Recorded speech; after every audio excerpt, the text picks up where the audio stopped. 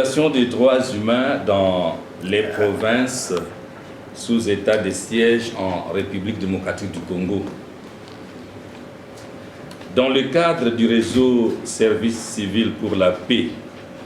regroupant plusieurs organisations de la République démocratique du Congo,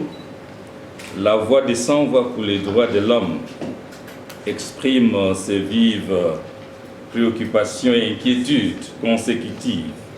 aux violations et atteintes aux droits de l'homme dans les provinces sous état de siège depuis mai 2021, en l'occurrence les provinces du Nord Kivu et de l'Ituri. La Voix des sans-voix pour les droits de l'homme et les autres ONG membres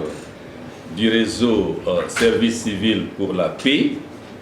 ont, il y a quelques mois, réalisé des activités en lien avec l'état de siège proclamé au mois de mai 2021 par le président de la République dans les provinces précitées. La VSV et ses partenaires ont fait le monitoring de la situation des droits de l'homme, mené des campagnes de sensibilisation pour permettre à la population de comprendre ce qu'est l'état de siège et son importance. Les membres du réseau Service civil pour la paix ont également organisé des actions de plaidoyer, précédées de conférences de presse sur l'état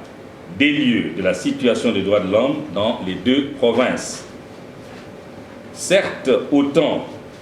il faut reconnaître les avancées qui ont été enregistrées avec cet état de siège, autant il faut également reconnaître aujourd'hui que l'état de siège peine à apporter les solutions tant attendues par les Congolaises et Congolais habitant les provinces du Nord Kivu et de l'Ituri, suite à la présence des dizaines de groupes armés qui continuent à occuper des espaces importants dans les deux provinces. Le contrôle par les mouvements terroristes du M23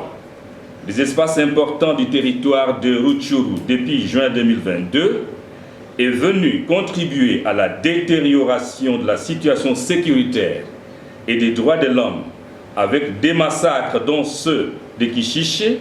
ayant occasionné plusieurs dizaines de morts, dont de nombreuses femmes et enfants, ainsi que le viol des femmes et les déplacements forcés de milliers de personnes, dont des enfants, des vieillards, des femmes enceintes, dont certaines ont accouché en brousse ou en forêt sans assistance médicale. Certes, autant il faut reconnaître les avancées qui ont été enregistrées avec cet état de siège, autant, comme je l'ai dit, nous devons tous nous rendre à l'évidence que la solution tant attendue de restauration de l'autorité de l'État, de la paix à l'est de la République démocratique du Congo n'est pas encore là. La persistance des violations et atteintes aux droits humains dans les deux provinces sous état de siège, caractérisée notamment par une tendance à la hausse des actes de torture, de meurtre, des massacres des civils, des atteintes à l'intégrité physique, ainsi que des arrestations arbitraires d'acteurs de la société civile, des défenseurs des droits humains, des membres des mouvements pro-démocratie et des journalistes, doit pousser les autorités congolaises à repenser l'état de siège, bien que celui-ci n'a pas démérité,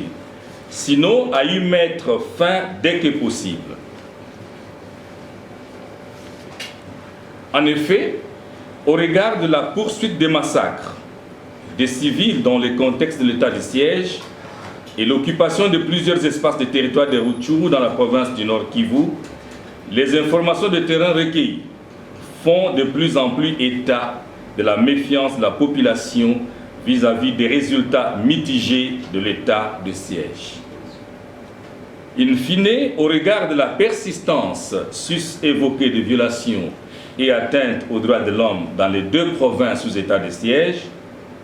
la VSV vous donnera, mesdames et messieurs les professionnels de médias, de détails, y compris des chiffres, sur les violations et atteintes aux droits de l'homme avant la fin de cette semaine. Fait à Kinshasa le 28 décembre 2022. Je vous remercie pour votre attention.